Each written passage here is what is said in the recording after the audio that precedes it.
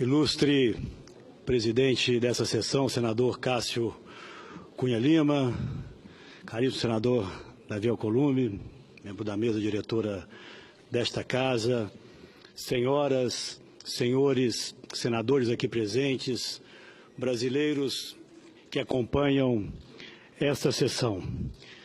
Quero de início registrar o entendimento feito com o ilustre presidente desta casa e também desta sessão, de que, em razão da excepcionalidade desse meu pronunciamento, do meu retorno a esta casa, entendemos que o melhor seria que não concedesse aqui a partes, para que o pronunciamento, que não será muito longo, pudesse ter aqui começo, meio e fim, e, obviamente, os debates políticos virão a ocorrer em inúmeras outras oportunidades a partir do encerramento desse pronunciamento. Portanto, desde já peço escusas aos ilustres parlamentares aqui presentes e inicio este meu pronunciamento dizendo, senhor presidente, senhoras e senhores senadores, que retorno hoje a essa tribuna com um conjunto de sentimentos que, a princípio, podem parecer contraditórios, mas, na verdade, eles retratam a profundidade das marcas que o episódio de meu afastamento do mandato, que me foi conferido por mais de 7 milhões de mineiros, deixou não apenas em mim, mas em minha família e, acredito, em todos aqueles que, sem julgamentos apressados, acompanham meus mais de 30 anos de vida pública, sempre exercida com seriedade e responsabilidade. Dentre todos esses sentimentos, sem dúvida, o da indignação contra a injustiça e o da tristeza que acaba por atingir de forma mais profunda aqueles que mais amamos, foram os que mais de perto me acompanharam nesses dias tormentosos. Mas estejam certos, senhoras e senhores, em nenhum instante, em absolutamente nenhum instante, perdi a serenidade e o equilíbrio próprios daqueles que sabem a exata extensão de seus atos e a correção da sua conduta. Senhoras, senhores senadores, ilustres colegas, não cheguei ontem na vida pública. Nessas últimas semanas, deixei-me embalar por certa nostalgia e permiti, senador Serra, que me visitasse a memória e a alma o jovem militante que andou por cada canto desse país, participando e organizando as grandes manifestações pelas eleições diretas. Revivi, senador Agripino, o Constituinte de 88, que apresentou, dentre tantas outras propostas, aquela que permitiu o voto a partir dos 16 anos e que participou vivamente de inúmeros debates, entre eles, aqueles que levaram ao surgimento do novo Ministério Público Federal com os poderes que detém hoje. Lembrei-me com orgulho, senador Tasso, de ter assinado a Constituição que marcou a reconstrução jurídica e institucional do Brasil, recém-liberto da democracia, da ditadura e adentrando a democracia. Recordei a participação como líder de bancada por inúmeros anos, como líder de partido, no ciclo mais importante de reformas do Brasil contemporâneo, iniciado na década de 90, com a edição do Plano Real e a conquista da tão sonhada estabilização da economia nacional. Revisitei o legado institucional, senhores deputados, que com muita honra aqui me acompanham nesse instante. Revisitei o legado construído quando presidi a Câmara dos Deputados, com avanços e instrumentos que funcionam ainda hoje, deputada Bruna Furlan, como a restrição ao uso de medidas provisórias e, especialmente, aquele que ficou conhecido como pacote ético, que, entre outros aspectos, reformulou de forma definitiva o conceito da imunidade parlamentar. Também, presidente Cássio, estiveram comigo por esses tempos as razões de responsabilidade que me guiaram como governador do meu estado, senadora Anastasia, e colocaram Minas como referência de inovação e governança pública segundo os mais rigorosos requisitos das mais respeitadas instituições globais. Poucas vezes, aliás, pude sentir tão concretamente o valor da boa política. Ao fim de doçamos Minas a condição de oferecer a melhor educação básica do país e o mais eficiente sistema de atendimento à saúde de toda a região sudeste, sempre mantendo durante todos aqueles anos um crescimento acima da média nacional.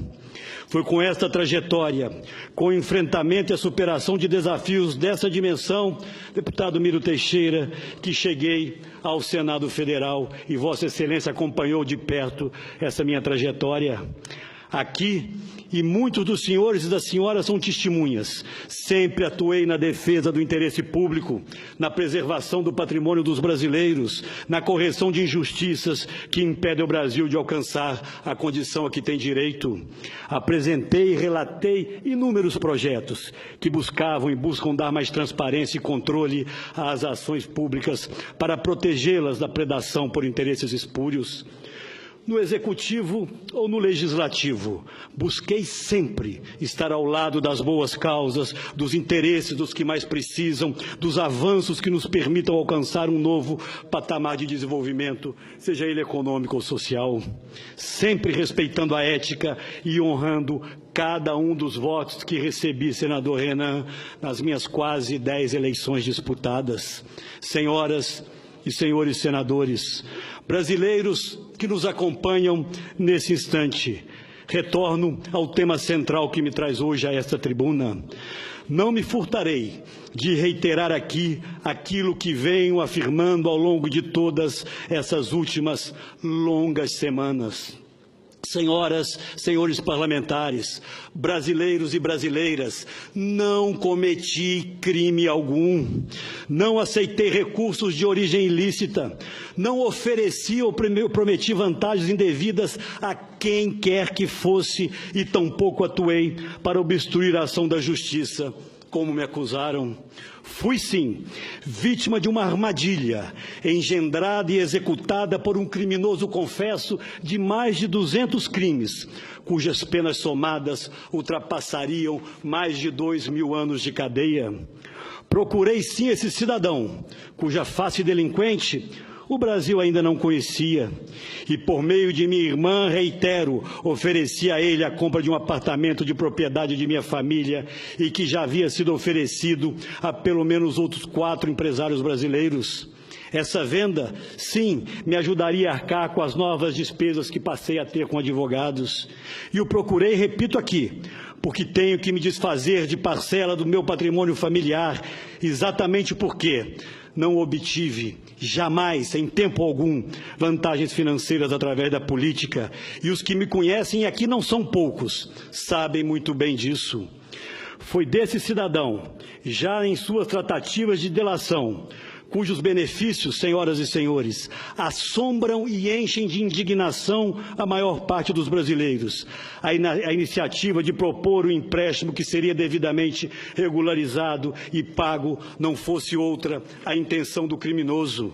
Não houve, ressalto, envolvimento de dinheiro público e muito menos qualquer contrapartida, como as próprias gravações demonstram, e ficará cabalmente provado perante a Justiça. Tratou-se, portanto, de um negócio entre pessoas privadas. E é de se questionar, não fujo do tema, uma vez mais, como alguém pode pagar aquilo que se estabeleceu chamar de propina sem que tenha recebido qualquer benefício ou tenha qualquer expectativa de recebê-lo? Nem mesmo os delatores, senhoras e senhores, apontam quais favores lhe teriam sido prestados, mas isso passou a ser irrelevante. Muito pelo contrário, o delator Ricardo Saúde, executivo desse conjunto de empresas, afirma de forma clara em um de seus depoimentos, e abro aspas para ele: ele, o Aécio, nunca fez nada por nós, fecho aspas. Pois bem, tudo isso terá o seu tempo e o local próprio para que seja definitivamente provado. Mas eu quero dessa tribuna, senador Vicentinho, senhoras e senhores senadores, senador Requião, dizer que eu errei e assumo aqui esse erro.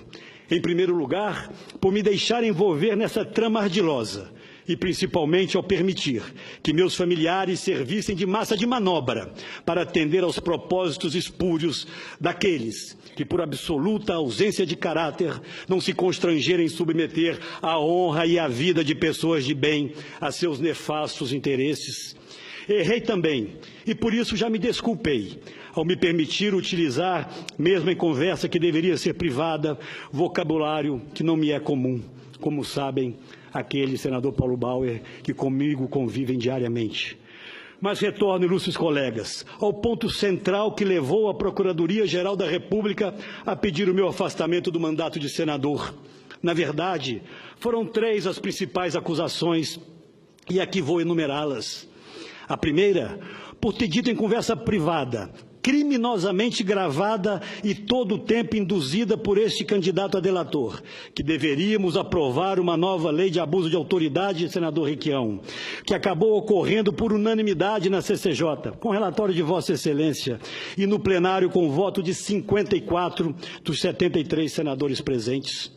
Em segundo lugar, porque fiz nessa mesma conversa que julgava privada, referência à minha visão de que a proposta de criminalização daquilo que se chamou Caixa 2, com a definição de novas e mais graves penas, deveria ser aprovada como propunha o próprio Ministério Público no conjunto das chamadas 10 medidas, mas seus efeitos só poderiam, na minha avaliação, vigorar após essa aprovação. Nada mais do que a legítima opinião de um parlamentar no livre exercício de seu mandato. E, por fim, acusaram-me pelas críticas que fiz em privado ao funcionamento de determinadas áreas do governo. Pois bem, senhoras e senhores senadores, esse conjunto de manifestações foi interpretado como tentativa de obstrução de justiça. Nada mais distante da realidade. Aliás, muito pelo contrário. O Brasil, e o senhor senador Fernando Bezerra Coelho sabe disso, é testemunha das inúmeras vezes em que, como presidente do PSDB, levantei minha voz em defesa da Operação Lava Jato e das instituições que a conduzem. Essa sempre foi a posição, não apenas minha, mas de todo o meu partido. Jamais interferi em nenhum órgão envolvido nas investigações, embora entenda que existam reparos a serem feitos à atuação de alguns de seus membros. No dia em que não pudermos mais exercer o direito ao contraditório, teremos perdido o essencial, a liberdade que cada um tem de se expressar e exercer seus legítimos direitos. Em especial, e chama atenção para esse ponto, em relação a nós parlamentares, senador Raimundo Lira, é a Constituição Federal, em seu artigo 53, que assegura a imunidade por palavras, opiniões e votos. E não os assegura, é sempre bom destacar, como um privilégio de uma casta, mas para garantir que o mandato emanado do soberano voto popular não seja ameaçado. E também para que não se ponha em risco a separação, a harmonia e a independência entre os poderes e tampouco se permita constranger o exercício do mandato parlamentar. Deputado Pestana, foi o ilustre ministro Marco Aurélio, do Supremo Tribunal Federal, que em sua decisão tratou de trazer luzes àquilo que diz a Constituição. Coube a ele demonstrar com clareza didática que medidas cautelares como o afastamento do mandato de um senador da República ou de um deputado federal representam grave violação de preceitos constitucionais. Reproduzo aqui alguns trechos que julgo devam ficar registrados nos anais desta casa. Abro aspas para o ilustre ministro. O afastamento do exercício do mandato implica esvaziamento irreparável e irreversível da representação democrática conferida pelo voto popular. O judiciário não pode substituir-se ao legislativo, muito menos em ato de força, a conflitar com a harmonia e a independência dos poderes. E continua o ministro. À sociedade, e não apenas ao agravante, importa a preservação do interesse primário, a rigidez das instituições democráticas, a respeitabilidade à Constituição Federal, e não a feitura de justiça a ferro e fogo, a tomada de providência extrema, o justiçamento. Continua o ministro. A história é impiedosa, considerados os atos de força que, em última análise, provocam consequências imprevisíveis. E vai além o ministro. Em quadro de abandono a princípios, de perda de parâmetros e de inversão de valores, de escândalos de toda ordem, cumpre ser fiel aos ditames constitucionais e legais, sob pena de imperar o descontrole institucional com risco à própria democracia. Quando, ensina ainda o ministro Marco Aurélio, o direito deixa de ser observado e por tribunal situado no ápice da pirâmide do judiciário, o Supremo, vinga o nefasto critério da força e tudo, absolutamente tudo, pode acontecer. Fecho aspas. Trata-se, destaco mais uma vez, de peça jurídica histórica que sempre servirá para defender não a um parlamentar individualmente, mas às instituições. Servirá para assegurar a separação entre os poderes, o livre exercício do mandato parlamentar, a defesa dos direitos individuais e, sobretudo, senador Eunício Oliveira, presidente desta Casa, o respeito à Constituição. Não serve apenas a mim ou aos meus 80 colegas senadores ou aos 513 deputados. Serve à história. Senhoras, senhores senadores, fui condenado previamente sem nenhuma chance de defesa. Tentaram execrar-me junto à opinião pública. Fui vítima da manipulação de alguns, da má-fé de muitos e, sobretudo, de julgamentos apressados, alguns feitos aqui mesmo nesta casa, por alguns poucos, que parecem não se preocupar com a preservação dos direitos individuais e com o primado da nossa Constituição. Mas não carrego mágoas, não carrego ressentimentos. Olho para frente. Trabalho para construir o futuro, jamais para desfazer o passado. Assistimos hoje, na verdade, a uma enorme disputa que pode acabar por fazer com que algumas instituições do Estado brasileiro prevaleçam sobre as outras. E isso não pode ocorrer, senador Cidinho. Só o equilíbrio interessa a uma sociedade sadia. O papel de investigar, de apontar erros, de puni-los, é fundamental para o aprimoramento das nossas instituições, mas não pode ser feito ao arrepio do nosso ordenamento jurídico. O país vive, sim, um importante e inédito acerto de contas com a sociedade e com o mundo político. E temos que estar preparados para ele, separando o que é crime daquilo que não é, separando condutas ilícitas daquilo que é simplesmente atividade política. Misturar tudo e todos só interessa aos que não querem mudança alguma. Senhoras e senhores, ilustres colegas, parlamentares federais que da casa vizinha vêm aqui acompanhar esse meu pronunciamento, e a todos meu mais profundo e sincero agradecimento. É com espírito altivo e com absoluta serenidade que retorno hoje a esta casa, a esta que é também a minha casa, senador e ministro Aloysio Nunes. Que alegria poder tê-lo aqui hoje. Meu retorno se dá única e exclusivamente pela estrita observância da lei, pelo respeito a direitos assegurados e pelo que determina a nossa Constituição. Retorno com firme propósito, de ao lado de cada um dos senhores e das senhoras, independente de filiações partidárias ou de divergências que possamos ter, continuar trabalhando para permitir ao Brasil superar suas gravíssimas dificuldades evidenciadas no baixo crescimento econômico e na profunda crise social que vivemos.